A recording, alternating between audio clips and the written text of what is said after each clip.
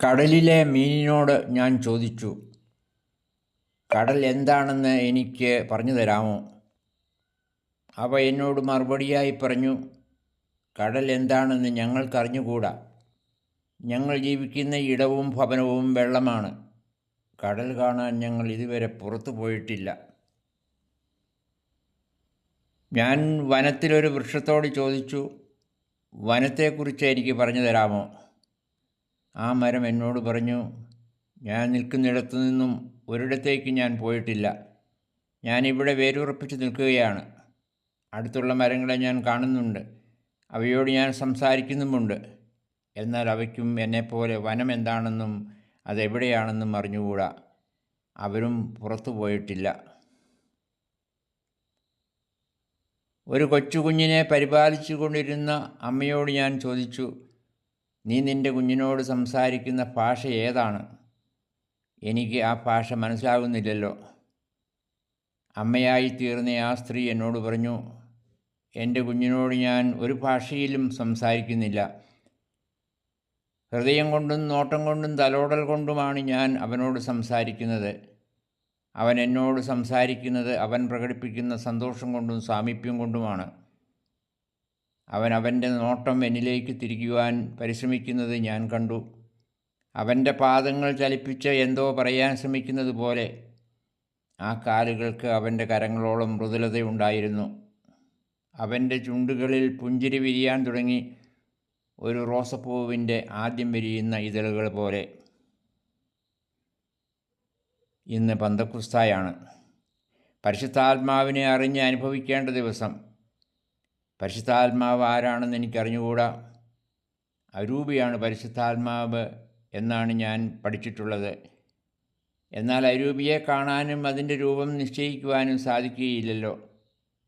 പരിശുദ്ധാരൂപി ദൈവമാണെന്നും പരിശുദ്ധത്തിലെ ഒരു വ്യക്തിത്വമാണെന്നും ഞാൻ പഠിച്ചിട്ടുണ്ട്. എന്നാൽ ദൈവത്തെ ഞാൻ ഒരിക്കലും കണ്ടിട്ടില്ല. 3 വ്യക്തിത്വങ്ങളെ ഒരേ സമയം കാണുന്നത് അതിനേക്കാൾ അസാധ്യവുമാണ്. പിന്നെ എങ്ങനെ ഞാൻ പരിശുദ്ധാത്മാവിനെ അറിയും? കടലിലെ മീനിന് കടൽ എന്താണെന്ന് അറിഞ്ഞുകൂടാ. വനത്തിലെ വൃക്ഷത്തിന് വനം എന്താണെന്നും അറിഞ്ഞുകൂടാ. ഒരു കൊച്ചുകുഞ്ഞിനും അതിൻ്റെ അമ്മയ്ക്കും അവർ ഉപയോഗിക്കുന്ന ഭാഷ എന്താണെന്നും അറിഞ്ഞുകൂടാ. വനത്തിലെ വൃക്ഷങ്ങൾ അവ നിൽക്കുന്നിടത്തു നിന്ന് തന്നെയാണ് വേരുറച്ച് നിൽക്കുന്നത്. അവ ആയിരിക്കുന്ന ഇടത്തിൻ്റെ വിശാലതയിലേക്ക് അവയ്ക്ക് ഇറങ്ങിച്ചെല്ലുവാൻ കഴിയുകയില്ല. ആ വിശാലത വനമാണെന്ന് അവർ അറിയുന്നില്ല. പിറന്നു വീണ കുഞ്ഞും അമ്മയായ സ്ത്രീയും കടലിലെ മീനുകളെപ്പോലെയും വനത്തിലെ വൃക്ഷങ്ങളെപ്പോലെയുമാണ്. അവ പരസ്പരം അറിയുന്നു, എന്നാൽ അതിനും അപ്പുറത്തുള്ളതൊന്നും അവയ്ക്ക് അറിയേണ്ടതില്ല. അതുപോലെ തന്നെയാണ് അമ്മയുടെയും കുഞ്ഞിൻ്റെയും ജീവിതം. അവർ ഒന്നാണ്. അവർ പരസ്പരം കണ്ടെത്തുന്ന ഇടം ഹൃദയമാണ്. അവർ സംസാരിക്കുന്ന ഭാഷ സ്നേഹമാണ്. കടലിലെ മീനും വനത്തിലെ വൃക്ഷവും ആ അമ്മയും കുഞ്ഞും എന്നോട് പറയാതെ പറഞ്ഞു തരികയാണ്, പരിശുദ്ധാരൂപിയിലാണ് നീ ജീവിക്കുന്നത്. നിന്നെ ചൂഴ്ന്നു നിൽക്കുന്ന, നിന്നെ ഉള്ളിലാക്കുന്ന ഒരു സാന്നിധ്യമാണ് പരിശുദ്ധാത്മാവ്. അതിനൊരു കുളിർമയുണ്ട്. അത് മന്ദമാരുതൻ പോലെയാണ്. അത് നിന്നിൽ സ്നേഹം ഉൽപ്പാദിപ്പിക്കുന്ന അറിവിൻ്റെ ചൂടാണ്. പരിശുദ്ധാത്മാവിനെ നിർവചിക്കുവാൻ ഒരുമ്പെടുന്നതിന് പകരം ഞാൻ പരിശുദ്ധാത്മാവിൽ ജീവിക്കണം. കടലിൽ എന്ന പോലെ, വനത്തിൽ എന്ന പോലെ, ഒരു കുഞ്ഞ് അമ്മയുടെ ആലിംഗനത്തിൽ എന്ന പോലെ.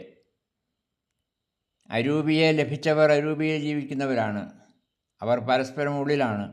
അവർ പരസ്പരം ഹൃദയത്തിലാണ്. അവർ സംസാരിക്കുന്ന ഭാഷ സ്നേഹമാണ്. കടലിന് പകരം നിൽക്കുന്നതാണ് ഞാൻ ജീവിക്കുന്ന അന്തരീക്ഷം. അവിടെ മരങ്ങളുണ്ട്, വനമുണ്ട്. ഇവിടെ കോടാനുകോടി അമ്മമാരും കുഞ്ഞുങ്ങളുമുണ്ട്. അവയ്ക്കെല്ലാം ഇടയിലെ അരൂപിയായ വായുവാണ് എൻ്റെ ജീവനെ നിലനിർത്തുന്ന, എന്നെ ചൂഴ്ന്നു നിൽക്കുന്ന ജീവൻ്റെ സാന്നിധ്യം. അതുതന്നെയാണ് പരിശുദ്ധാത്മാവ്.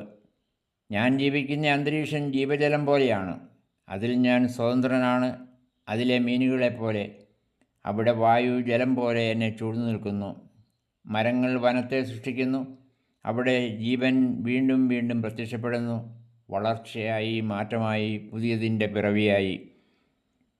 എനിക്ക് മനസ്സിലായി തുടങ്ങുകയാണ്, പരിശുദ്ധാത്മാവ് എല്ലാറ്റിനെയും നവീകരിക്കുന്ന പുതിയ ജീവനാണ്. കാറ്റായും മന്ദമാരുതനായും അതെന്നെ നിരന്തരം സ്പർശിക്കുകയും തലോടുകയും ചെയ്യുന്നു. അതിൻ്റെ വാസസ്ഥലവും ഭവനവുമാണ്. മീനിന് കടൽ പോലെ, മരങ്ങൾക്ക് വനം പോലെ, അമ്മയ്ക്കും കുഞ്ഞിനും ഹൃദയം പോലെ. ഹൃദയത്തിൻ്റെ ഭാഷയാണ് ഏറ്റവും വാചാലമായ ഭാഷ. അത് അനവധിയായ ഭാഷകൾക്കും അപ്പുറത്തുള്ളതും ശ്രേഷ്ഠവുമാണ്. ഹൃദയത്തിൻ്റെ ഭാഷ എല്ലാവരും മനസ്സിലാക്കുന്നു. അതറിയുന്നവർക്കാണ് ഭാഷാവരം ലഭിച്ചിട്ടുള്ളത്. എപ്പോഴും സഹോദരനായി, സഹോദരിയായി, കൂട്ടുകാരനായി, കൂട്ടുകാരിയായി, സഹായിയായി, സഹയാത്രികനായി കൂടെയുള്ള സാന്നിധ്യമാണ് പരിശുദ്ധാത്മാവ്. ഈ സഹായകനെയാണ്, ഈ പകരക്കാരനെയാണ് തൻ്റെ തന്നെ ജീവൻ്റെ ജീവനായി കർത്താവ് നമ്മിലേക്ക് ഉച്ഛ്വസിച്ചുകൊണ്ട് നമുക്ക് പുതുജീവൻ നൽകിയത്. ഇനിമേൽ ഞാൻ പരിശുദ്ധാത്മാവിനെ അറിയേണ്ട, അനുഭവിച്ചാൽ മതി. കടൽ പോലെ വിശാലമാണ് ഈ പ്രപഞ്ചം. വനം പോലെ നിബിഡമാണ് ഈ സാന്നിധ്യം. അമ്മയെയും കുഞ്ഞിനെയും ഒന്നാക്കുന്ന സ്നേഹമാണ് ഭാഷയ്ക്കും അതീതമായി സംസാരിക്കുവാൻ അവരെ പരിശീലിപ്പിക്കുന്നത്. അത് എനിക്ക് പരിശുദ്ധാത്മാവിൻ്റെ അറിവ് പങ്കുവയ്ക്കുന്നു. ഹൃദയ ഐക്യം, അതാണ് പരിശുദ്ധാത്മാവ് എന്ന് ഞാനിപ്പോൾ അനുഭവിച്ചറിയുന്നു. ഇതെൻ്റെ അനുഭവമാണ്. ഇതുതന്നെയായിരിക്കും നിങ്ങളുടേതും. എന്നാൽ നമ്മുടെ തനിമയിലാണ് നമ്മൾ ഇതനുഭവിക്കുന്നത്. അതിനാലത് അവാച്യമാണ്. എങ്കിലും എല്ലാം ഒരു കൂട്ടായ്മ സൃഷ്ടിക്കുന്നു. അതാണ് അരൂപിയിലുള്ള കൂട്ടായ്മ, സഭയെന്ന കൂട്ടായ്മ. കടലും വനവും പോലെ ആയിരിക്കണം സഭ. അമ്മയും കുഞ്ഞും പോലെ ആയിരിക്കണം സഭയിലെ കൂട്ടായ്മയിൽ എല്ലാവരും. അത് അരൂപിയുടെ സാന്നിധ്യവും വെളിപ്പെടുത്തലുമാകണം. ഇതൊരു സ്വപ്നതുല്യമായ അനുഭവവും ഹൃദയാഭിലാഷവുമാണ്.